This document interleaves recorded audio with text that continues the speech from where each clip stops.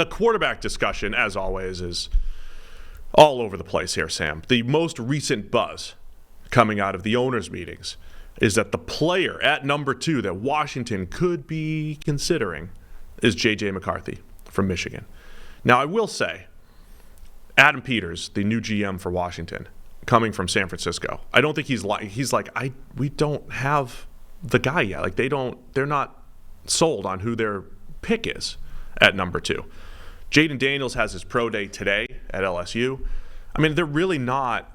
This isn't based off of rumors in Washington, is my point, right? This isn't like feelers in the building and it's like, man, they're high on JJ. This is literally just buzz around the league. Yeah. And I'm fascinated by this. Tom Palazzolo was at the meetings and said in a segment somewhere that like he's asked a bunch of people what Washington is going to do, and the most common answer he was getting back was JJ McCarthy, which is wild. Like he's the guy this year that's gone from, middle of the first round, intriguing developmental prospect potentially to he's the second best guy after Caleb Williams.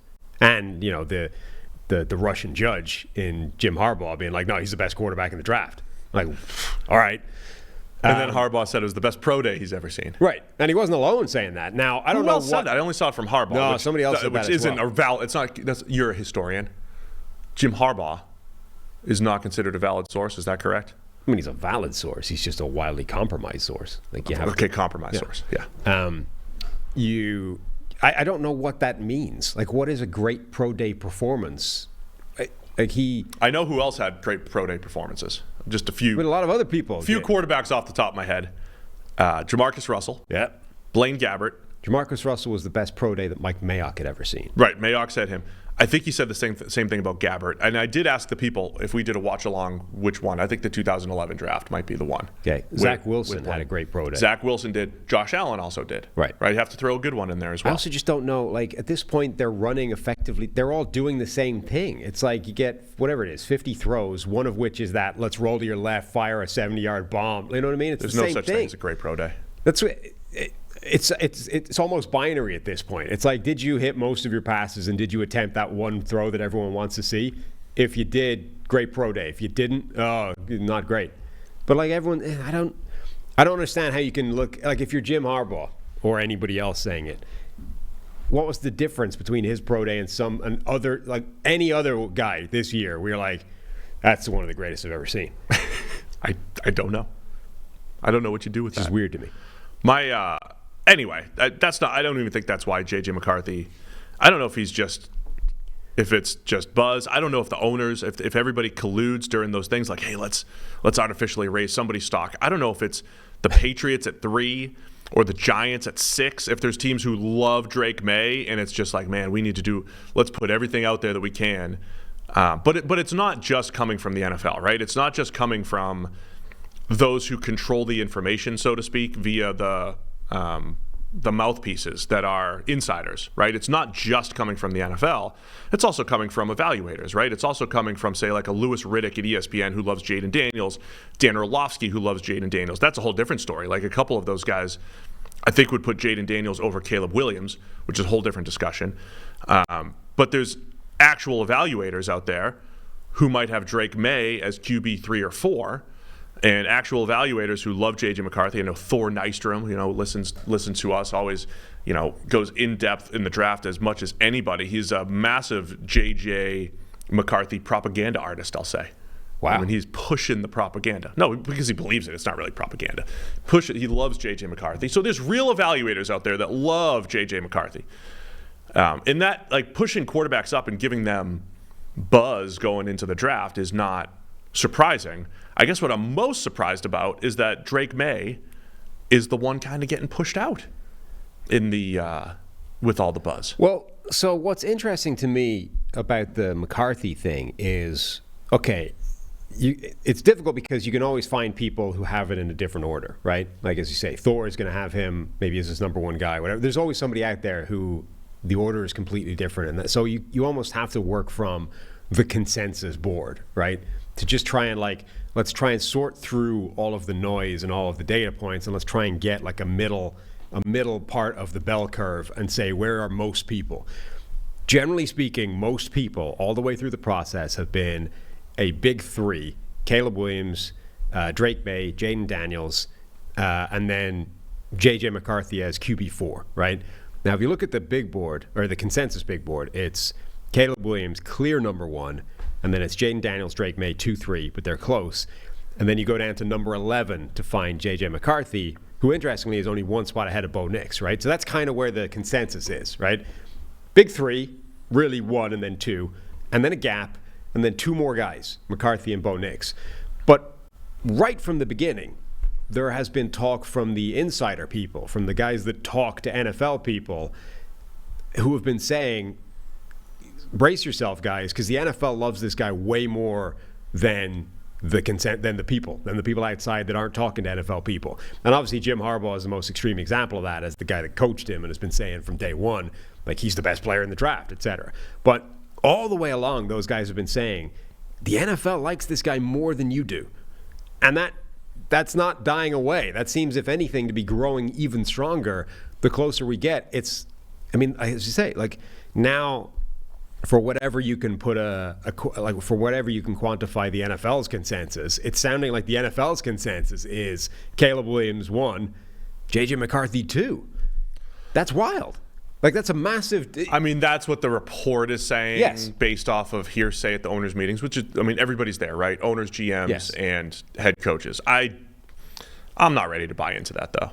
But it is like, if it was just the first time we were hearing about it, it would be one thing. But it is simply one in a series of data points that have all been saying the same thing. So, yeah, we're in lying season right now. Everybody is, not everything you hear is true. In fact, most of what you're hearing is probably not true.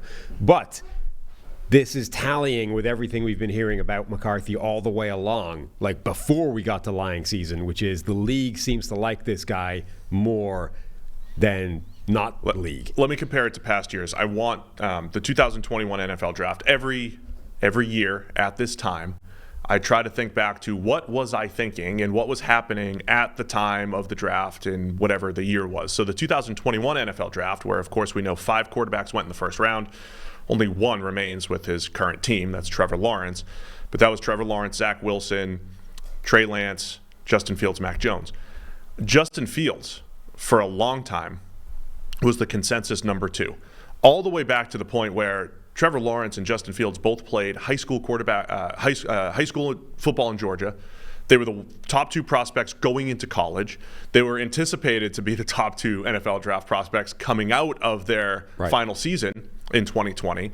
And all along the way, of course, Trevor Lawrence remained that as QB1, but slowly Zach Wilson, pretty quickly, Zach Wilson became, he actually became consensus number 2 quarterback. But the Fields thing, I never personally bought into Fields dropping that much, because I was like, man, there's just so much to like about Justin Fields. I was still convinced that he would go at number 3 to the Niners. Niners traded up to number 3. I still thought Fields would go at 3, but all of the smoke was around Mac Jones, and then late it became Trey Lance. And it turned out, the NFL was much lower on Justin Fields maybe than people thought going in, and it became, the Trey Lance became the guy. Other times, though, then you have the Will Levis story last year. Will Levis, I think, was a pretty consensus, I don't know, was he consensus QB4 for most? Yeah, probably. Most people, again, consensus, majority. Bryce Young, number 1. C.J. Stroud, number 2, Anthony Richardson, 3, Will Levis, 4. I think most people had that. But the betting market, week of the draft, went nuts. Yeah. Right? And Will Levis became a massive favorite to go number 2 overall. I don't know what influences the betting market to do that, but that happened week of the draft, right? So clearly, this is like nobody's doing QB evaluations anymore. No. Right? It's all working. Yeah. So, again, it's like trying to sift through all of the wild data points that are out there and trying to find whatever the closest to a consensus is, or a general flow of information or directionally. I do feel like with Fields, so as you said, he was QB2 for a long time, but fairly consistently throughout that pre-draft process, there was a lot of people that were negatively picking at Fields, and it was the league actually doesn't like him as much as the people. So that, I think, is a good example in the opposite direction of, I think fairly consistently throughout that process, there was a directional flow of information from people that were talking to the NFL that were saying, you guys all think this guy is QB2. Now, he then became QB3 after Zach Wilson became. He was 4, after Trey Lance. No, but consensus. The actual. Right. Yes. Like, it started off when it was him being clear QB2 consensus-wise, maybe even QB1, like the Drake May versus Caleb Williams thing. And then we reached a point where it became clear that Zach Wilson was consensus QB2, and Fields, I think, was 3 at that point. But all the way along, there was like a directional flow of information from insiders saying, just beware, the NFL does not seem to love Fields as much as you guys do, right? And that ended up being exactly the case. This time, I think it's the opposite, where there's been this consistent tapping away at this information of the league likes McCarthy more than you guys do. So I guess we're all coming around to why. What does the league see in McCarthy that most other people don't? I will say, just going back to that really quick, I think we always call this lying season. I feel like lying season is probably starting right about now. Yeah. I think if the information's coming out around the combine and in early March, that is more, I would say, evaluator driven, right? Because what's happening in buildings at that point, leading into the combine, coaches are involved. Right. But coaches are just getting involved. GMs are always involved, but they're getting the reports from the scouts presented to the building, so to speak, right? So more around the building know what the scouts believe, and that's starting to get out more in early March. That's probably the real evaluation. And then as you get into April, now you're saying, okay, I pick at 6. I'm the Giants. I really want this one quarterback. Now you start to lie and get the people that you want to fall. So I think we're starting the lying season right now as boards are really being finalized. We've only just reached the part of the process where teams have their boards set. They have an understanding of what the draft is going to look like. They have an understanding of where everybody else is. And now they want to change that dynamic. So the only way of doing that is by lying and leaking scores and doing all those kinds of things, right? The most obvious. So now is when you need to start actually evaluating every single report that comes out. Where is that source coming from? What does that source have to gain by putting that out there? Is this legitimate information or is this bullshit? That's because why now you're going to get people tweeting at you with everything that's come out. Oh, Patriots say this, right? Gerard Mayo just went on a big, long diatribe about how amazing the ceiling of Drake May is, right? How incredible this guy could be as a player. If you're not immediately, so if you're tweeting somebody going, Gerard Mayo and the Patriots love Drake May, right? If you're not asking yourself why Gerard Mayo would put that information out there voluntarily to people, you're not fairly evaluating the source. You're doing yourself and everybody else a disservice, right? You need to at least ask that question before you start throwing that at people as fact. This is what the Patriots / Gerard Mayo think of Drake May. So that's where we are right now. Question everything now. All the information you hear from now until the draft, immediately question where it's coming from. All right, one more story on this whole thing. I remember in 2014, the first quarterback off the board was Blake Bortles, number 3 to the Jaguars.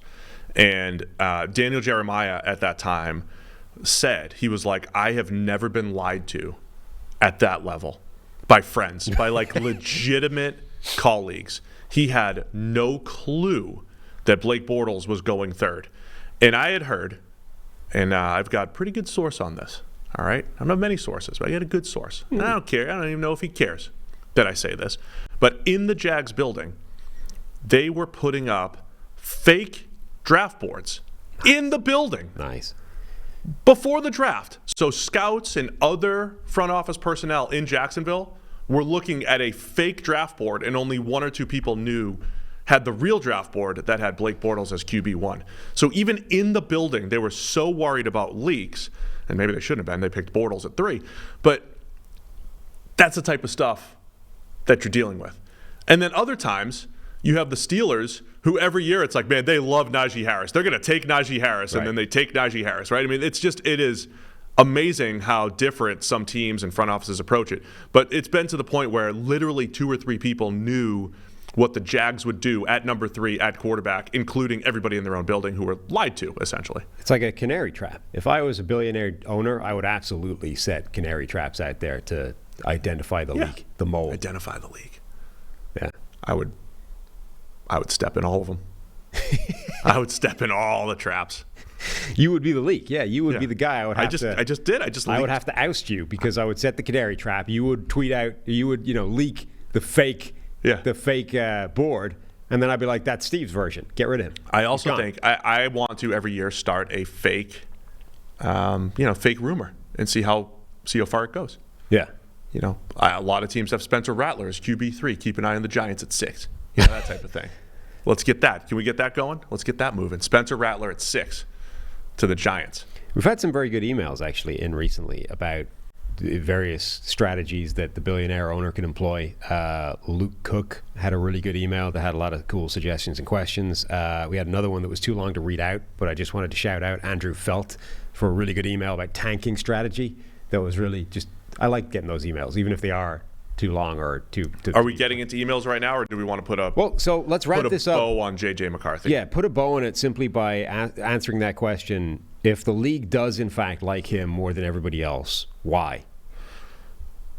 I think there's the personality aspect of it. I think they just like him. I think there's the aspect of look, teams still lean into the winner thing.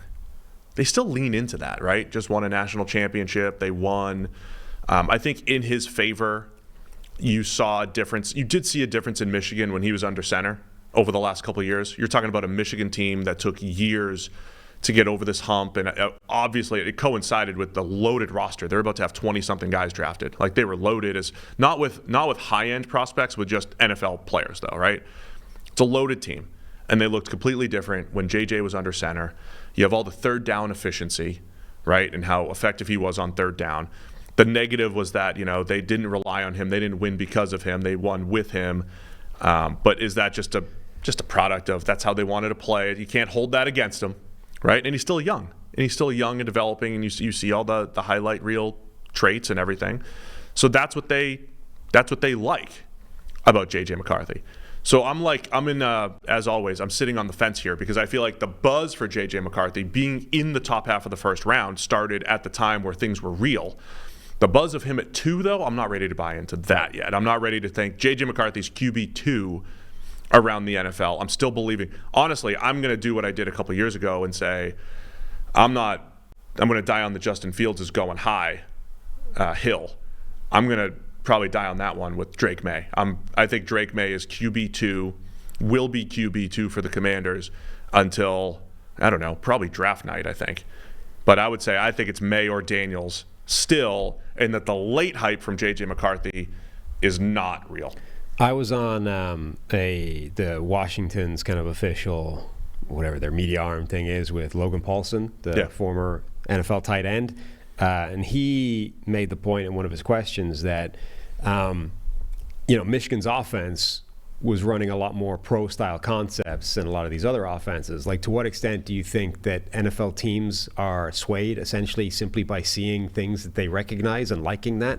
So with McCarthy, you don't have to project what he's doing into a pro-style offense and say, all right, we've got the traits, we've got all these reads that he's making, but it's very different to what we're going to ask him to do. How does this project to that? There's less of them, but they can see them. Like, they're actually looking at concepts that they run and seeing how he runs mesh and how he does all this sort of stuff and go, yeah, I like that. Now, he's only done it 8 times in the last, 8 games, but it's there. Whereas with some of these other guys, it's like those aren't on their tape. They have to project what they're doing into something different. I think it's a very big factor. I think more so at the coaching level, right? Think about all those conversations, right? So the scouts are evaluating these guys for multiple years now. They do all the work in the fall. And I'm not saying the scouts don't understand X's and O's, right? I think good teams will have that communication which say, hey, scouts, here's what we're looking for in our players. Here's what we want our quarterback to do. Here's what our offense does. But the scouts are definitely looking more at traits, right? So they're given their evaluations based off traits, ceiling, what this guy can do, off-field personality, that whole thing. That's the fall into pre-combine. And then, as we said earlier, then the coaches start to get involved. And the coaches are definitely watching the film differently. They're saying, I know what I run, right? I know what we run as an offensive coordinator, as a quarterback coach, as a wide receivers coach. I know what we do. I want to see those plays, right? And with the power of PFF Ultimate, you can watch whatever plays you want at a click of a button, right? You know that. I don't have to sell it. Every team has it.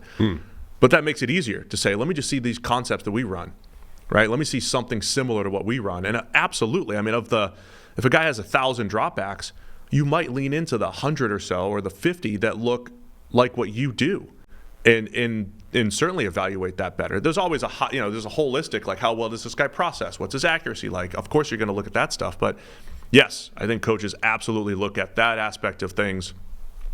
And it is easier to evaluate something that you know they're going to do.